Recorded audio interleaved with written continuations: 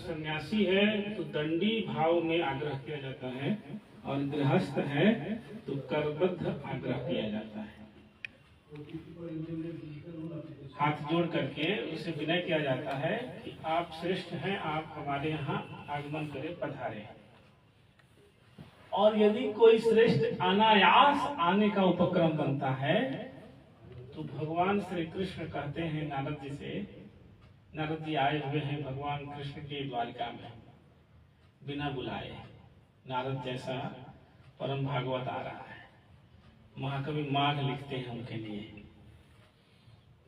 भगवान कृष्ण के शब्दों में कि हरत्यघम संप्रति हेतुरिष्यत शुभस्य पूर्वाचरितम कृतम शुभै शरीर भाजां भवदीय दर्शनम व्यनक्ति काल तृतीय योग्यता। हे नारद जी, आप जैसे श्रेष्ठ व्यक्ति का आगमन हमारे एक काल की योग्यता का परिणाम नहीं है, 3 कालों की योग्यता का प्रतिफल है। योगिना नाम भी अगम्य, जो योगियों के लिए अगम्य है, वो भगवान श्री कृष्ण नारद जी के लिए कह रहे हैं कि मेरा ये पूर्व जन्म का पुण्योदय है, पुण्य इकट्ठा हुआ है, जो नारद जी के आगमन से ये प्रस्फुटित है। मैं मान लिया कि मैं पुण्यात्मा हूँ, तो मेरे एक मात्र निमेष आग्रह से, वो भी जो है ये आभासी आग्रह से, अगर इतने सारे नारद जी का आगमन अगर हो गया है, महान ज्ञानियों का प्रभुत्व अपने अपने परंपरा, और एक ऐसी परंपरा अब एक वर्ग कक्ष में 50 विद्यार्थी बैठे रहते हैं, 100 विद्यार्थी, शिक्षक समान रूप से ज्ञान बांटते हैं। वो देने में कभी कोई कोताही किसी शिक्षक ने नहीं किया। ये बात अलग है कि लवकुश कम ही निकलते हैं। ऐसे लवकुश के रूप में जाके प्रसिद्धि पाए हुए डॉक्टर परशुराम तिवारी जी की इच्छा हुई कि हमारे गुरु जी आ रहे हैं, और जब गुरु जी आवे तो 2 काम एक साथ हो जाए, बैद्यनाथ का दर्शन पूजन हो, और जब लौटे तो यहाँ पर एक सम्मान के साथ उनको लगे कि नहीं उनके छात्र यहाँ हैं, और जब भी यहाँ आवे तो इस हर्ष के साथ आवे। और एक गुरु का सीना यूं ही फूल जाता है, या अपनी प्रतिष्ठा गुरु गौरवान्वित महसूस करता है, जब उसका छात्र अपने से आत्मनिर्भर होकर दूसरे को छाया देने लगता है। और शायद इसी के संस्कृत में वो पंक्ति है, सेवितव्यो महावृक्ष फल छाया समन्वित यदि देवाल फलम नास्ति छाया के अनिवार्य थी। निसंदेह इस छाया के रूप में बहुत संक्षिप्त कार्यक्रम के तहत ये आयोजन हुआ है। और इस आयोजन का पर्पस ये है कि ये जो शाश्वत अतिथि के रूप में वर्तमान में भी यहाँ उपस्थित है श्री घनश्याम तिवारी जी, और मुख्य अतिथि के रूप में श्री राजकिशोर तिवारी जी, ये दोनों ही पूजनीय गुरु जी के वंदना में ये गोष्ठी आज का ये आयोजन हुआ है, जिसका आयोजन राष्ट्रीय सांस्कृतिक संस्था शब्द बीना के मंच पर है। ये शब्द बीना एक ऐसा परिवार धीरे धीरे बढ़ रहा है इस झारखंड प्रदेश में, और इसकी अध्यक्षता है डॉक्टर रश्मि प्रियदर्शनी जी, जो काफी शिद्दत के साथ साहित्य सेवा में लगी हुई हैं। और हम डॉक्टर साहब से आग्रह करेंगे कि अतिथियों का माल्यार्पण और रंग वस्त्र देकर इस कार्यक्रम को पहले शुरुआत किया जाए। क्योंकि हम लोग ने शुरू से ही पढ़ा और पढ़ाए भी आते हैं, गुरुर ब्रह्मा गुरुर विष्णु गुरु देवो महेश्वर गुरु साक्षात परम धर्मम तस्मै श्री गुरुवे नमः। अखंड मंडलाकारम व्याप्तम येन चराचरम तद पदम दर्शितम येन तस्मै श्री गुरुवे नमः। और गुरु के प्रति यह जो हमारा भाव है वो बचपन से ही हम लोगों को मिला। रामचरितमानस में कहते हैं कि सर्वप्रथम वंदना करते हुए कहा कि प्रातः काल उठी के रघुनाथा, और मातु पिता गुरु ना वही माता। और हम समझते हैं माता पिता और गुरु के चरणों में जिसका ध्यान चला गया, फिर उसके बाद कहीं किसी चरण बंदन और चरण पूजन की आवश्यकता नहीं रहती है। तो हम इसी भाव से, इसी यश की कामना से कि गुरु जी हमने आपसे ही पाया और आपको त्वदीयम वस्तु गोविंदम तुभमेव समर्पयामि। जोरदार करतल ध्वनियों से स्वागत। माल्यार्पण करते हुए छात्र, और इसीलिए हम कहते हैं कि शिक्षक जब क्लास में जाए तो यह सोचे कि शिक्षक जो छात्र वर्ग के जो अंतिम पंक्ति में बैठा हुआ छात्र है वह हो न हो कभी वो समाज के अग्रिम पंक्ति में भी बैठ सकता है, और वैसे समय में शिक्षकों का मान सम्मान और बढ़ जाता है जब वो उसका छात्र सफल हो जाता है। और इसीलिए कहते हैं कि छात्र की उन्नति ही शिक्षक की वास्तविक प्रगति है। अगर शिक्षक अगर अपने आप को उन्नतशील समझते हैं तो अपने छात्र को उन्नति के पथ पर ले जाएंगे। फोटो भी तो लाइव चल रहा है, हम सोचे लाइट आएगा तो उसमें फिर से एक बार करवा दें। अब कहते हैं कि गीता प्रेस गोरखपुर से एक किताब निकलती है, ये आशा की नई किरण। आइए राजकमल जी, इस बीच में राजकमल जी आ गए हैं, इनका भी स्वागत है। आशा की नई किरण में एक बड़ी अच्छी बातें लिखी है, और वो किताबें हम हर हमेशा कहते हैं कि अगर कभी मौका लगे तो वो किताबें जरूर लीजिए। पहले ही पेज में लिखा है कि चिंता आप उसी के लिए करें जो आपके बस में हो। तो हमारे बस में यही है कि कार्यक्रम को आगे बढ़ाते रहें। अब इसी क्रम में परशुराम जी अपने दूसरे गुरु को माल्यार्पण करेंगे, और श्री राजकिशोर तिवारी, श्री घनश्याम तिवारी जी शाश्वत अतिथि हैं, राजकिशोर तिवारी जी मुख्य अतिथि के रूप में हैं।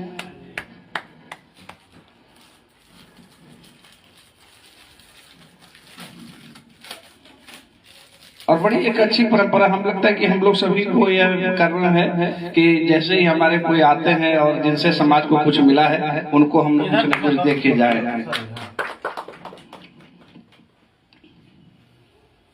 सुंदर सुखद पल खासकर उस छात्र और गुरु के लिए और समाज के लिए, जो समाज आज यहाँ उपस्थित है, भले ही उसकी संख्या जो हो, लेकिन सभी के सभी 24 कैरेट सोने हैं। और इस भयानक गर्मी में अब अध्यक्ष महोदय के लिए आज की अध्यक्षता कर रहे प्रोफेसर रमनंदन बाबू के लिए, जो सभी के गुरु हैं, गुरु नाम गुरु असंख्य उपन्यास है मृग तृष्णा, उसको बड़ी गंभीरता के साथ शिद्दत के साथ किया। एक बार कर्तव्य ध्वनियों से स्वागत। तुलसी बाबा फिर से आओ के लेखक कवि, और इस था इनकी इच्छा थी कि अटल लैंग्वेज लैब में ही कार्यक्रम कराया जाए, तो मुझे लगा कि चूंकि कम संख्या में है तो बदल बदल के सब जगह होगा तो ज्यादा अच्छा रहेगा। एक ही जगह एक ही सुर एक ही ताल होते होते लगता है कभी कभी गड़बड़ी। आपके आगमन से मेरा मन सुमन खिल जाएगा, आपको तो कष्ट हुआ होगा, लेकिन परशुराम जी का गौरव निश्चित रूप से बढ़ गया होगा, इसमें कहीं कोई नहीं है। ऑर्बिटल स्टडी करके एक बोर्ड, उसके ठीक सामने ऑर्बिटल नहीं उसके ठीक सामने वाली गली में आ जाए। हाँ एकदम लास्ट में आ जाइए। और 2 किताबें और 2-3 किताबें और भी इनकी पांडुलिपि के रूप में लिखी हुई है। हमको लगता है कि जब भी कुछ नई चीजें लिखते हैं तो जरूर कि ये हम प्रथम पाठक के रूप में तो हम जरूर इनका रहते हैं। ये सबसे पहले बोलते हैं कि सर सुनिए नहीं तो लिखे हैं सर, समझे। हमने कहा जी सुनाइए, एकदम पक्का सुनाइए, क्योंकि आज के डेट में हम समझते हैं कि पहले की जो स्थिति रही हो, लेकिन अभी जो वर्तमान स्थिति में है हम लोग देखते हैं कि जितने श्रोता रहता है उतना ही वक्ता भी रहता है। होना क्या चाहिए कि हमारे वक्ता कम हो और श्रोता अधिक हो। और ऐसी उम्मीद करते हैं कि जब सारा समाज जगेगा और जानेगा समझेगा कि जैसे प्रजापति ब्रह्मा इस सृष्टि के सृजन करता है, ठीक एक सृजन एक नई दुनिया कभी लेखक भी अपना बनाता है, और जिसमें वो सबसे सर्वश्रेष्ठ सर्वोत्तम को रखता है। वो प्राथमिक शिक्षा जहाँ से हमने शुरू किया, वो गुरु भी आज हमारे ऊपर अपना आशीर्वाद दिए हुए। उस चेयर को इधर बैठिए आराम से, आपकी वाली जो कुर्सी है। और प्राथमिक शिक्षा के बाद जब हमने माध्यमिक शिक्षा लिया जा करके, तो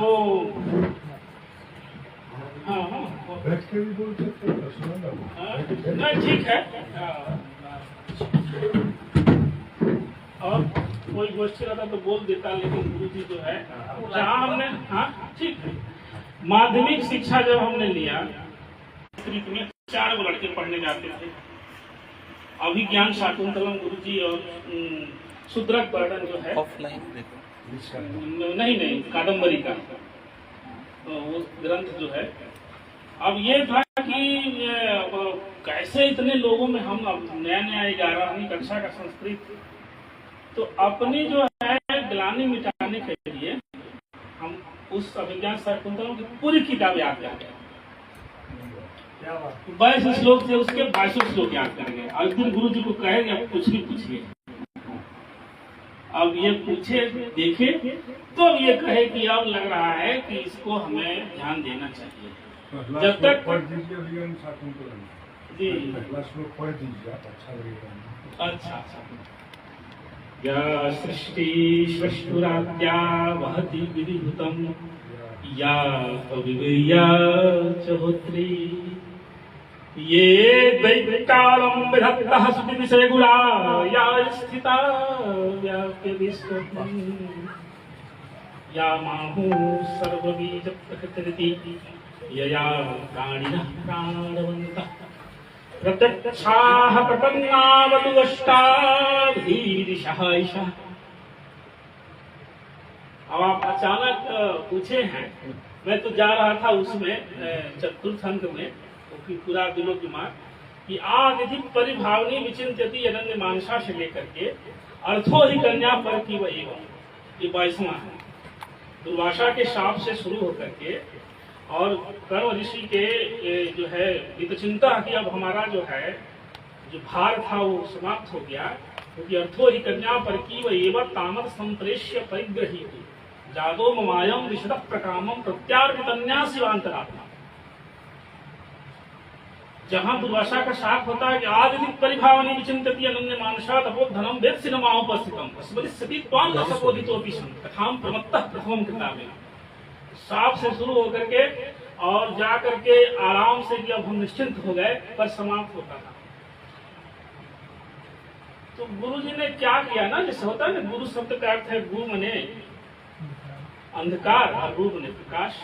गुरु तो गुरु जी के गुरु जी थे जो सेवानिवृत्त हो गए थे कॉलेज से, स्वर्गीय डॉक्टर ब्रजभूषण त्रिपाठी।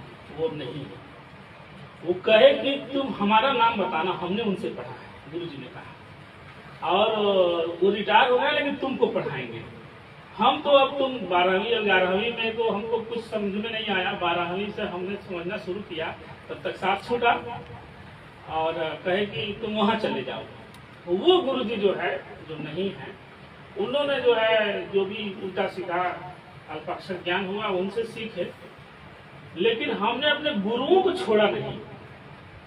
मेरा ये रहा कि अगर जीवन में अगर मैं भी शिक्षक बनूंगा, क्योंकि मुझे भी थोड़ा सा संन्यास वाला कुछ था। हमारे एक मित्र थे सन्यासी हो गए, अब ब्रह्मचारी सन्यासी, वो भी यहाँ आए थे, सर जानते हैं।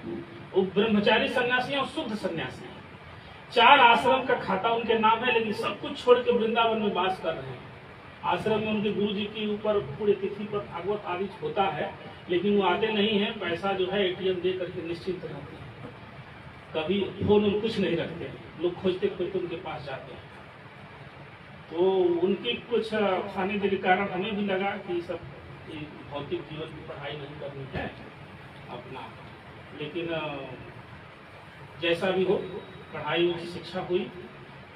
तो गुरु जी से बहुत ज्यादा हम टच में तो नहीं रहते हैं, गांव चूंकि जाना कम होता है, बनारस से ही यहाँ के बीच में रह जाते हैं, लेकिन जब भी गांव जाते हैं तो कोशिश करते हैं कि आपके पास जाए। और ये हमारा उद्देश्य यही है कि जैसे भी हो, हमें अपने पुरातन को, प्राचीनता को, अपने गुरु परंपरा को, अपने इंडियन नॉलेज सिस्टम को सजोना होगा, सहेजना होगा, और ये सब कार्यक्रम माध्यम बनेंगे।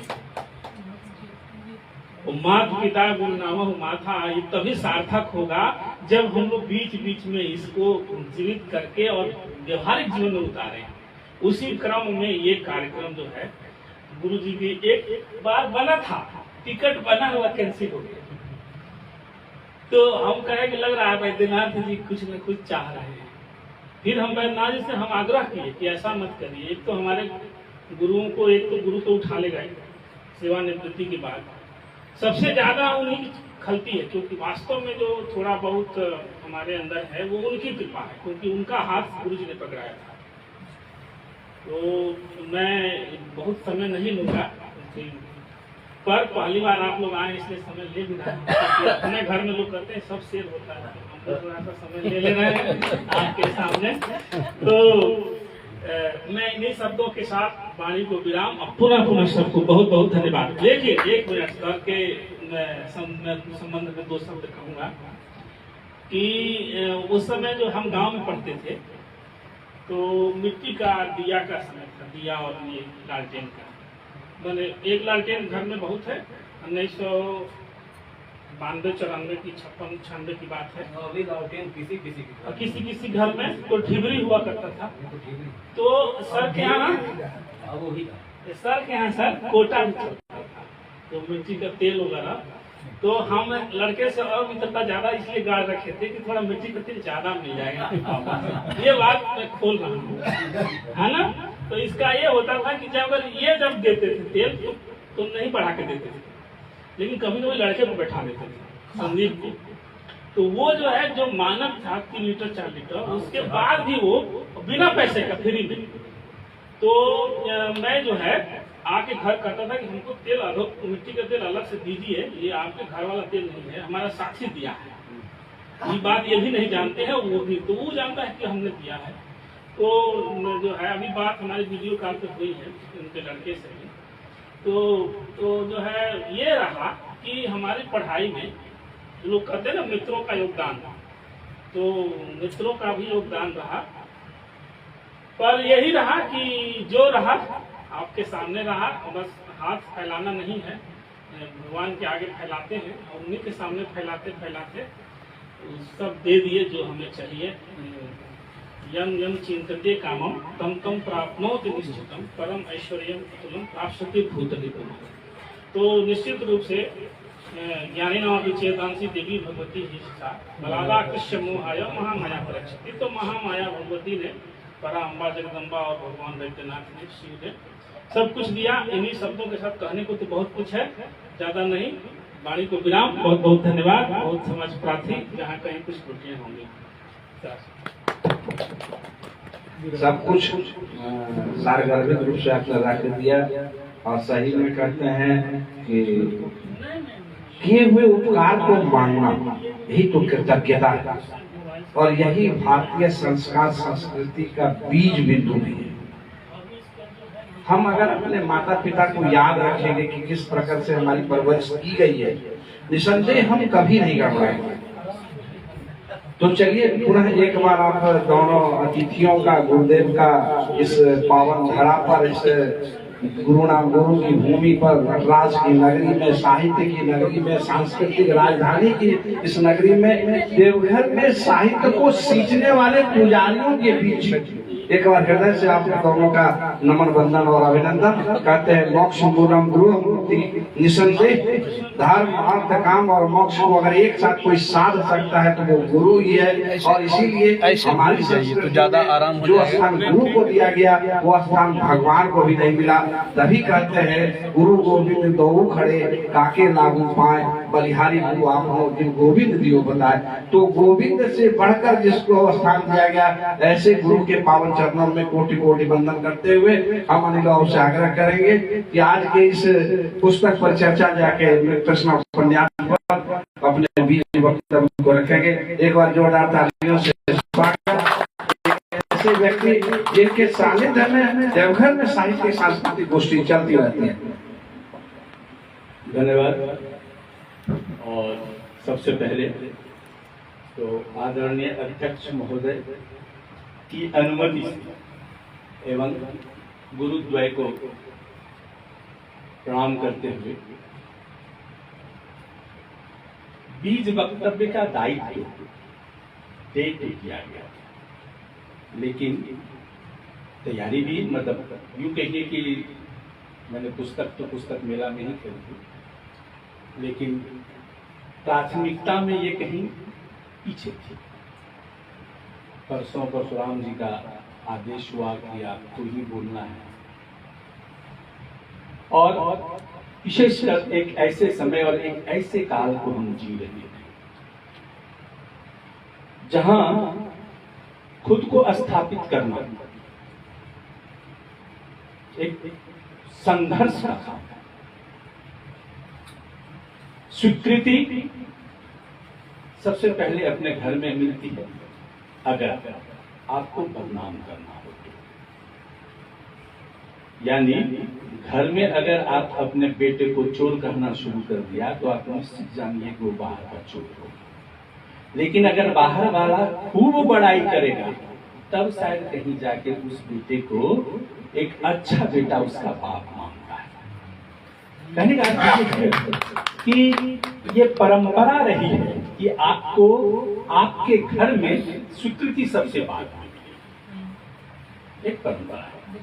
तो उस परंपरा को जीते हुए अगर कोई अपना कुछ दिखना, पढ़ना और देखना, दिखाना चाहता है तो इसमें श्रम भी लगता है और कहिए तो साहस की भी आवश्यकता है।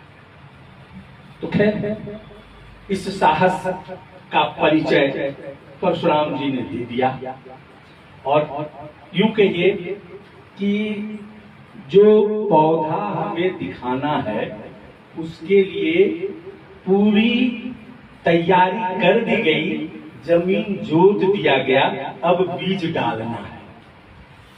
हम सीधे आते हैं पुस्तक पर। शीर्षक विचार तो हम बाद में करें। सबसे पहले आप लोगों को याद होगा एक गाना, कहता है जो कर सारा जवाना आधी हकीकत आधा। अगर आप पूरी की पूरी हकीकत, पूरा का पूरा यथार्थ या पूरा का पूरा सत्य लिख दे रहे हैं तो आप पत्रकार हैं, साहित्यकार हैं। आपको साहित्यकार होने के लिए उस यथार्थ का कुछ अंश लेना होगा और कल्पना की नमी से उसे सींचना होगा। फिर जो लोई तैयार होगी उसे गढ़ना होगा और उस गढ़े हुए रूप को ही कोई नाम देना होगा। हम सब जानते हैं कि उपन्यास एक लंबी कहानी है। उस कहानी का अपना कथानक है। कथानक का विस्तार परिवेश और परिस्थिति के अनुरूप चरित्रों के माध्यम से होता है। चरित्र का आकलन हम उसके कथन उपकथन से करते हैं और इन सारी प्रक्रिया में लेखक का या कहानीकार का, उपन्यासकार का एक लक्ष्य, एक उद्देश्य छिपा हुआ है।